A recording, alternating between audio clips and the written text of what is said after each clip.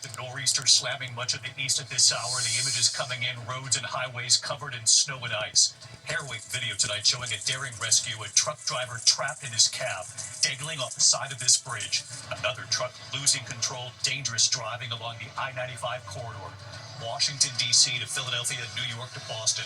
Hundreds of accidents tonight from the Midwest to the Northeast. And behind this, brutal, dangerous cold on the way, temperatures below zero. Ginger Z is standing by. Also tonight, Defense Secretary Pete Hegseth under intense pressure and what he's now saying tonight about that second deadly military strike on a suspected drug boat, killing survivors. Hegseth now saying he only saw the first strike. Tonight, the war in Ukraine, the high-stakes meeting a short time ago in Moscow. President Trump's top envoy, Steve Witkoff, and son-in-law Jared Kushner in the room with Vladimir Putin. Ian Panel standing by on how this played out. In New York City, CEO murder suspect Luigi Mangione coming face-to-face in court with the police officer who arrested him in Pennsylvania, who Mangione allegedly claimed he was. Tonight, an extraordinary cash gift for millions of American children. The family behind Dell Computers donating more than $6 billion directly to 25 million children. How this will work. Tonight, the chilling police shootout, a police sergeant now in critical condition. A mother had called 911, the sergeant shot in the face. Tonight, there's an urgent manhunt underway to find an escaped prisoner. Police believe he's armed and dangerous and that he escaped in hospital pants. The new study tonight about a particular vaccine, could it help slow dementia? The Giants kicker everyone's talking about in that missed field goal, what he's now saying tonight about completely missing the ball. And our Made in America Christmas, your ideas pouring in tonight, one very sweet idea. Come along for the taste test. They'll ship it right to your front door. From ABC News World Headquarters in New York, this is World News Tonight with David Muir. Good evening. We begin tonight here with a nor'easter slamming much of the east. Hundreds of accidents, snow, ice, and rain from Kentucky right up into New York and New England. 20 million Americans under winter weather alerts at this hour. Up to a foot of snow in some areas. The system pushing up the I-95 corridor right there. Washington, D.C. to Philadelphia, New York City to Boston, right up to Maine. Dangerous driving on the highways. Harrowing video showing the rescue of this truck driver trapped in his cab, dangling from the side of an icy bridge. This is US 35 in West Virginia. In West Hartford, Connecticut, another truck seen losing control. This is on I-84, the images coming in. Hundreds of multi-car pileups and accidents reported from Indiana to the Northeast. Cars struggling on snowy and icy highways near Scranton, Pennsylvania. And right behind this nor'easter, dangerous cold. Actual temperatures plunging below zero in multiple states. So Ginger Z is here with the forecast, and Janae Norman leading us off tonight. She's in Pittsburgh. Tonight, treacherous driving conditions as a powerful nor'easter dumps up to a foot of snow in spots and wreaks havoc on the roads. On Interstate 84, north of Hartford, Connecticut, watch that blue semi on the right losing control as it rounds the curve, jackknifing and flipping over the guardrail. Here's what it looked like afterward. And on US 35, outside Charleston, West Virginia, also callers advise that the semi is hanging off of the bridge. Debris everywhere. The cab of this tractor trailer hanging off an icy bridge 100 feet off the ground. Rescue crews using ropes to extricate the driver and hoist him to safety. All lanes of the highway shut down. With millions under weather alerts, it's both hands on the wheel from Kentucky to upstate New York. A lot of cars are driving in ditches, pretty much. They don't know how to drive. They forget what it's like to drive in the snow. Around Harrisburg, wheels spinning, drivers struggling and crashing. These planes in Rochester getting de-iced. Thousands of flights delayed due to the conditions. Closer to the coast, it's all rain, but still dangerous. Like this crash on I-95 northeast of Baltimore. That tractor trailer mangled on the median. And David, behind this snow is an Arctic blast, the coldest air of the season. It'll make roads slick tonight here in Pittsburgh and could break records by the end of the week, David. The beautiful Pittsburgh skyline right there behind you, Janae. Thank you. Let's get right to Chief Meteorologist Ginger Z back with us tonight. Hi, Ginger. Hi, David. So the waves have been crashing here on the Hudson. The winds are kicking as the storm pulls off into New England. So you look at the radar, you see where that snow is. The heaviest fell just about an hour or so southwest of Albany in the Catskill Mountains. But now it's kind of wrapping up in parts of western Massachusetts up to down east Maine. And that's where we've got an additional 3 to 6 inches possible. Most of this is going to happen when we time it out in the next couple of hours until about 4 a.m. Then we will get rid of this system. And then we've got to talk about the big lobe of polar air that really settles in by Thursday morning. Look at those numbers. Our actual air temperatures 10 below for Des Moines or Sioux Falls. Those are daily records. Chicago to Baltimore, David, on Friday could break records as well. Ginger, we'll see you first thing in the morning on GMA. Thank you. Now to Defense Secretary Pete Hegseth tonight and what he's now saying about that second deadly military strike on a suspected drug boat killing survivors. Hegseth now saying he only saw the first strike. Here's Martha Raddatz. Tonight, under mounting pressure, Defense Secretary Pete Hegseth insisting the decision to launch a second strike against a suspected drug boat in September was not his call, but that of the mission's commander, Admiral Mitch Bradley. Sunk the boat and eliminated the threat. And it was the right call.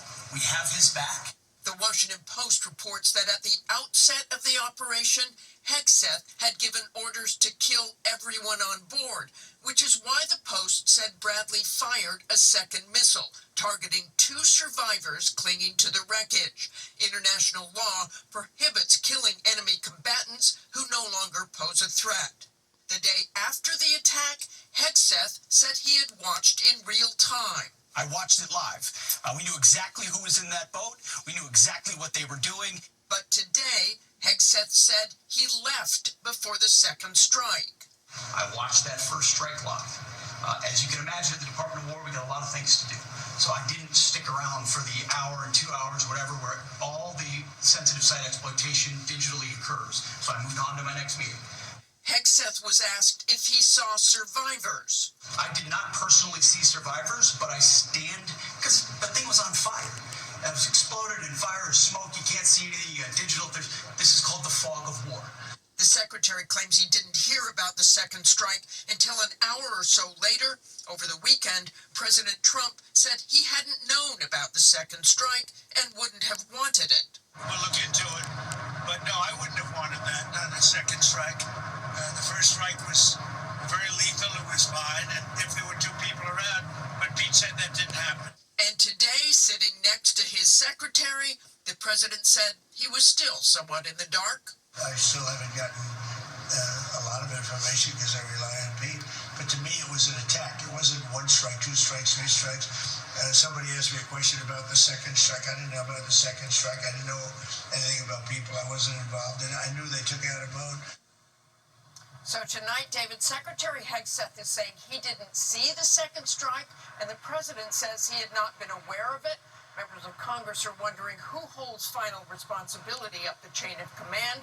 This week they could get some answers with Admiral Bradley heading to the Hill to meet with lawmakers behind closed doors. David? Martha Raddatz on this again tonight. Martha, thank you. We turn now to a chilling police shootout in Port St. Lucie, Florida. Officers coming under fire, responding to a call from a mother about her son. Authorities say one police sergeant was shot in the face with an assault-style rifle in critical condition tonight. Here's Will Reeve. Tonight, new body camera footage capturing the barrage of gunfire in South Florida after police say a suspect armed with an assault rifle opened fire on officers responding to a 911 call. A shootout erupted almost immediately as officers arrived to the home Monday evening in Port St. Lucie. Authorities say the suspect's mother had called police, claiming he was armed and under the influence. The suspect allegedly shooting twice from the garage, then stepping outside. Officers trying to take cover behind a patrol car. Put the gun down! Put the gun down! Police say that suspect, 32-year-old Frankie Riccio, is seen here aiming at officers. Sergeant, you okay? Right before he allegedly struck 27-year veteran Sergeant Eric Lavasser in the face twice. Tonight, that officer in critical condition after undergoing surgery. Authorities say the suspect was shot and killed at the scene. Officers kicking what appears to be an assault rifle away from the suspect's body. It's the notification that you just dread every day. David, police say 6 officers responded to that home, including 2 officers in training. No one else was injured in the shootout, and the shooting is under investigation, David. Will Reeve reporting tonight. Will, thanks. In New York City, CEO murder suspect Luigi Mangione face-to-face in court today with the police officer who arrested him and who Mangione allegedly claimed he was when he was arrested. Here's Aaron Katursky. Today, Luigi Mangione coming face-to-face in the courtroom with the Pennsylvania police officer who arrested him after suspecting he was the gunman wanted in New York for the murder of United Healthcare CEO Brian Thompson. Officer Joseph Detweiler testified that when he responded last December to a tip about a male who looks like the NYC shooter at this Altoona McDonald's, he was so skeptical he didn't even turn on his police siren.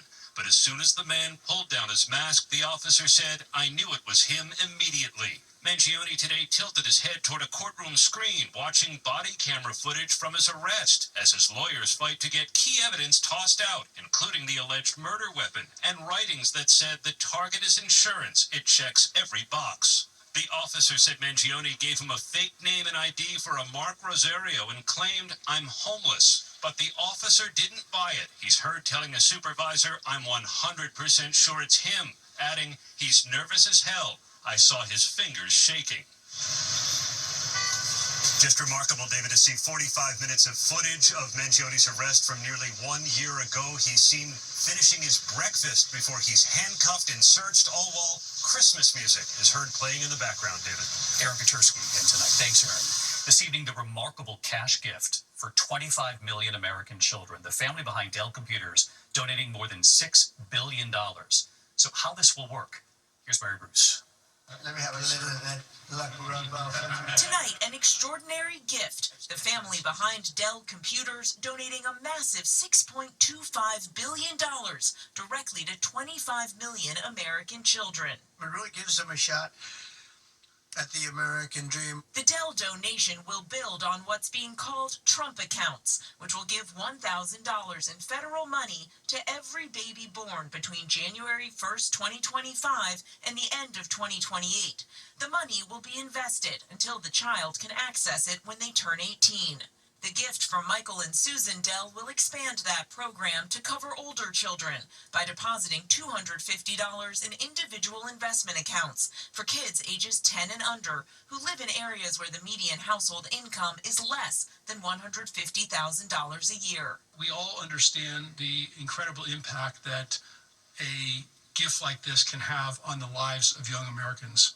A remarkable gift from the Dell family. Let's bring in Mary Bruce because, Mary, I know there's another breaking headline tonight from the White House. President Trump lashing out at immigrants from Somalia, saying, "I don't want them in our country."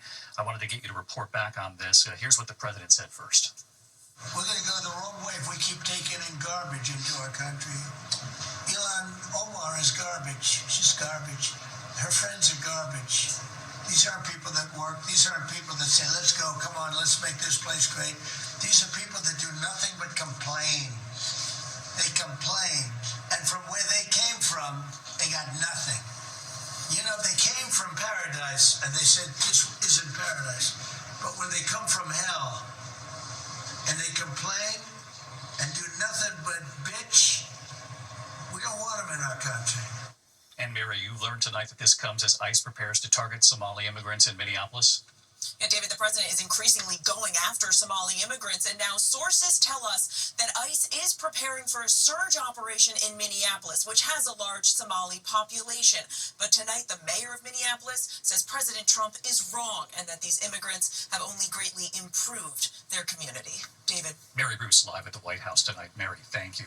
We turn now to the war in Ukraine, this high-stakes meeting tonight in Moscow. President Trump's top envoy, Steve Witkoff, and his son-in-law, Jared Kushner, in the room with Vladimir Putin. Let's go live to Ian Pannell in Ukraine tonight. Ian, what do we know so far about this meeting? Yeah, David, remarkable scenes. I think the big question, would the Russians make any concessions to the US-backed plan? And after nearly 5 hours of talks, the Kremlin came out and said, while some American proposals were acceptable, others were criticized. It doesn't appear anything substantial was agreed, with no compromise plan for Ukraine. And for beleaguered Ukrainians, it means the war, the suffering, goes on. David? Ian, panel live in Ukraine for us following this meeting. Ian, we appreciate it. When we come back tonight, the urgent manhunt right now for an escaped inmate believed to be armed and dangerous. They say he escaped in hospital pants where this played out. Also, the Giants kicker everyone's talking about who missed that field goal and what he's now saying tonight about completely missing the ball. You have to stay tuned for that. And our Made in America Christmas is back. We're on the hunt tonight. Your ideas pouring in. Come with us for one incredible taste test. They'll ship this right to your front door in a moment here. Tonight, we're tracking this urgent manhunt for an escaped inmate believed to be armed and dangerous in the Atlanta area. Authorities say Timothy Shane escaped from a hospital. While there to be examined, they say he ordered an Uber and then stole several cars. He was being held on drugs and weapons charges. When we come back here tonight, the new study, could a particular vaccine actually help slow dementia? Also, the Giants kicker who missed that field goal, what he's saying now. And looking for a Made in America dessert? They'll deliver it to you for Christmas. To the index, the Giants kicker missing the field goal, missing the football. He actually stubbed his toes, missing the ball, telling reporters later that the ball had slipped and was moving. The Giants losing to the Patriots 33-15. I guess you had to come up with something to say. A study offering some hope in the fight against dementia. Researchers finding an older version of the shingles vaccine may slow the progression of dementia, even in people who already have it. More study, they say, is needed. When we come back tonight, our Made in America Christmas tonight, come along for one very sweet taste test. They'll deliver to you by Christmas in a moment. Disney Plus. Finally tonight here, our Made in America Christmas. Tonight, one very sweet idea. So, of course, we had to go find it. This is a very tough job. Tonight, we've been at this so long, 14 years and counting, and we still love it. On the hunt for our great Made in America Christmas. Your one thing made in America. You can even help put an American job under the tree. Celebrating small businesses across this country. I asked for your ideas, and they're pouring in tonight. Hey, David. Hi, David. Hey, David. So tonight, we go to find one very sweet idea. Ice cream made in America, relying on farmers from coast to coast. In New York City, Van Leeuwen Ice Cream, and they ship all over the country. Hey guys, the magic behind the ice cream. Okay. Co-founders Laura O'Neill and brothers Ben and Pete Van Leeuwen. Since 2008, they've been at this, and listen to this. They started by buying an old postal truck and selling ice cream through the window they made. You literally bought the trucks off of eBay? Yep, we did. 17 years later, they have more than 100 Van Leeuwen ice cream shops all over this country. New York, LA, Houston, DC, Philly, Nashville, Charlotte, in the summer. I love it. In Chicago. All over America. And the ingredients? How important is it, though, those three words, made in America? For us, very important. From all over. For example, our Totem strawberries, they come from Oregon, and I don't know, I've never tasted a better strawberry than those. Yeah. Those are the ones we get to use in our strawberry ice cream. Everyone in Totem right now is saying, all right, he mentioned Totem. The flavors, made in America, but they're out of this world. Did you need someone to try that? Absolutely. The mango sticky rice. That's pretty amazing. And then I think what would follow nicely is the Earl Grey tea. So rich custard base, cream, eggs, cooked with milk, sugar, a little bit of sea salt, You see why I love made in America? blended into that Earl Grey tea. Oh, it's nice. This is our cookies and cream. Okay. Wow. I've got the mint chip. You get the idea here. The things I do for my job. This is hazelnut right here from Oregon. This one. All right. And they were willing to give me their secret. Their secret simple. It's used a lot of cream, it's used a lot of eggs, and it's fine great ingredients. Here to here. And we noticed something else in their shop, the ice cream scoops. So Ben, you got the scoop. I've got the Zero Scoop. I mean, you've got a lot of them. Yeah, it's all we use. I mean, this is quintessential made in America too. A marvel of industrial design. So we went to find the Zero ice cream scoop. Made in Avondale, Pennsylvania, outside Philadelphia, founded in 1935, more than 50 workers. Steve Moore, CEO of the legacy companies. Anytime you see it being used at places where you know lots of people are enjoying it, you're proud that it's a quality product. Steve Lasker, VP of Business Operations. Anything that we can make in America is something we're really proud of. And Terry Hall, Senior Mechanical Engineer, on the line here for 34 years. You actually fill it with an oil so that when you put your hand on it, it actually warms down through the scoops. Now back in New York City at Van Leeuwen Ice Cream, those made in America scoops. Sabrina ordering the mango sticky rice. Look at how beautiful that looks. Scooped by Ben. You don't want to see what it looks like when I do it. This one is her favorite. It just hits the spot every time. We wondered, what about the rest? You want to try the cookies and cream? Yes, please. We were there for a very long time. This was a thorough taste test. From Van Leeuwen ice cream tonight to Zerrell Scoops, American gifts with 3 words in mind. It's a very tough job, but somebody's got to do it. We'll stay at this right through Christmas. I'll see you tomorrow. Good night.